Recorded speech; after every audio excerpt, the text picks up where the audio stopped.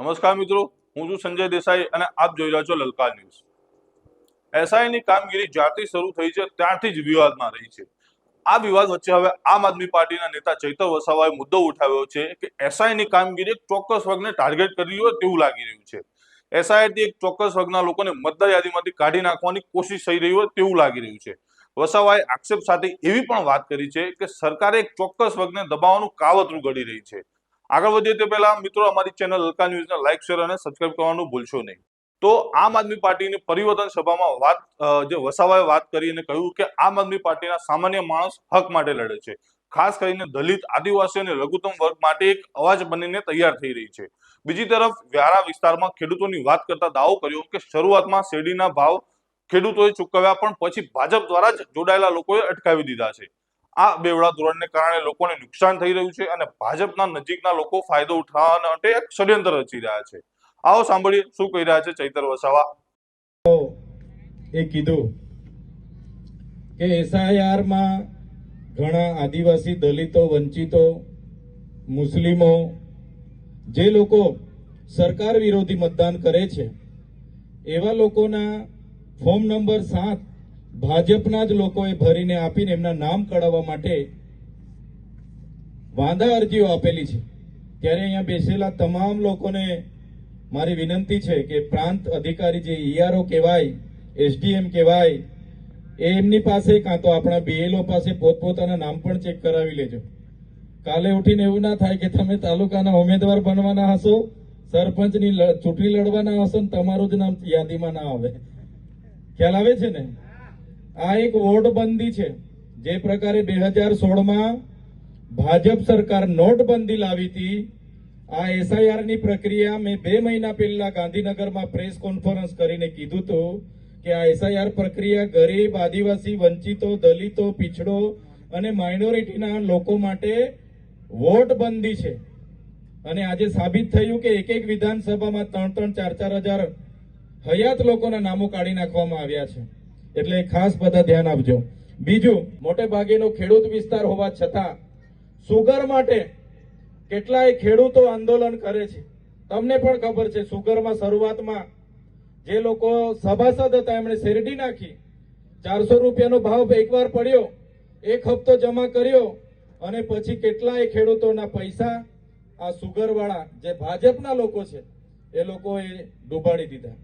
અને સુગરની જમીનો વેચવા માટે, એની પ્રોપર્ટી વેચવા માટે ટેન્ડર પણ થયા છે અને એ ટેન્ડર ભાજપના પ્રદેશના નેતાઓના લાગતા વળગતા લોકોએ કરાવ્યા છે અને એ સુગર એમણે લેવા માટેનું આખું ટેન્ડર કરાવ્યું છે। એ જ પ્રકારની આગળ તમને ખબર છે આપણી બીજી સમસ્યા કે જિલ્લાની જે જનરલ હોસ્પિટલ છે એ હોસ્પિટલને પીઓપી મોડલના નામે પ્રાઇવેટીકરણ કરવા માટેની આ સરકારે એમઓયુ કરી લીધા છે। અમે વિધાનસભામાં પ્રશ્ન નાખ્યો એટલે સરકારે કીધું કે અમે 1 રૂપિયાના ટોકન પર અમે પ્રાઇવેટ કંપનીને આપવા જઈ રહ્યા છીએ।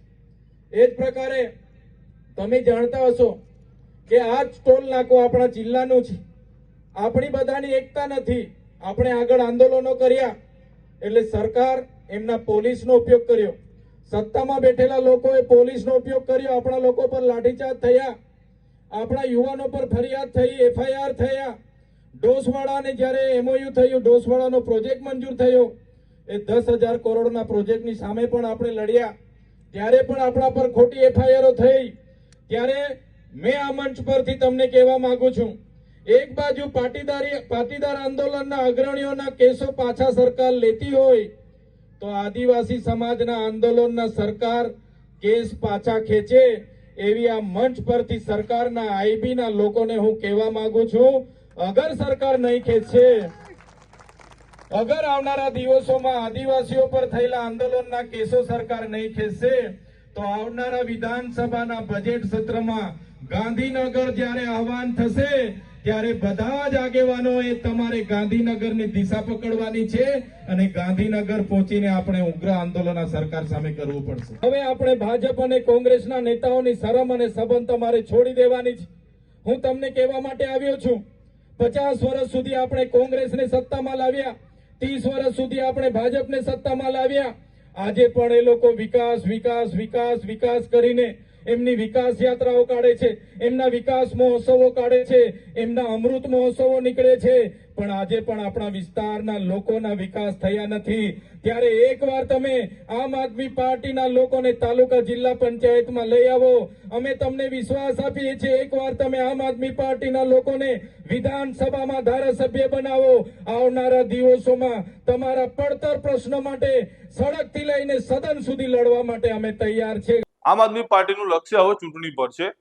પરિવર્તન સભાના આયોજનથી જનસમર્થન માટે પાર્ટી પ્રયાસ કરી રહી છે અને ભાજપ સરકારના મુદ્દાઓ અને લોકોના પ્રશ્નોની અસર હવે કેવી થશે તે હવે આવનારી ચૂંટણીમાં જ ખબર પડશે. પણ આ પહેલા ગામે ગામ સક્રિય થઈ રહેલી આમ આદમી પાર્ટીથી ક્યાંક હવે કોંગ્રેસ પણ પ્રજાની પસંદગી માટે કમર કસી રહી હોય તેવું પણ લાગી રહ્યું છે. રાજ્યના રાજકારણમાં સતત ત્રીજા પક્ષની વાત ચર્ચાતી હોય છે, ત્યારે આમ આદમી પાર્ટીના નેતાઓ કેવા વિષયો લઈને લોકોને મત આપે અને અપીલ કરશે તે હવે આવનારા જે ચૂંટણીનો ટાઈમ છે તેમાં જોવાનું રહેશે. આ મુદ્દા વિશે આપનું શું માનવું છે તેમને કોમેન્ટ બોક્સમાં જરૂરથી જણાવજો મિત્રો.